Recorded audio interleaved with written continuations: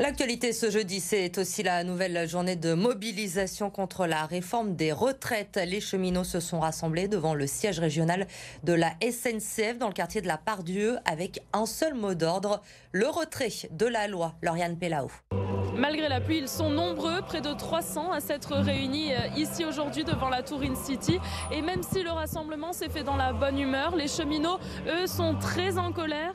Ils restent mobilisés malgré la promulgation par Emmanuel Macron de la loi sur les retraites. Ces grévistes ne se sentent pas entendus par le gouvernement et comptent bien le faire plier. Pas question de travailler jusqu'à 64 ans. Donc les salariés demandent le retrait complet de la réforme et leurs revendications vont même au-delà de cette réforme des retraites. C'est seulement une première étape, comme nous l'a confié Tony, speaker et cheminot. Écoutez.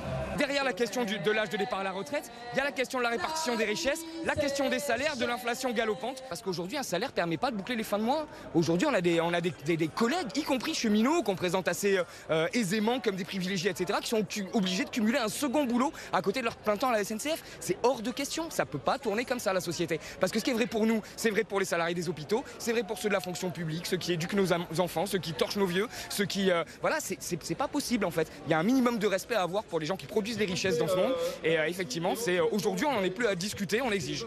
Des grévistes qui ont fortement impacté le plan de transport TER. Hier soir, aucun train n'a circulé au sein de la gare Part-Dieu. Aujourd'hui, seuls 200 TER sur 1200 circulent dans la région.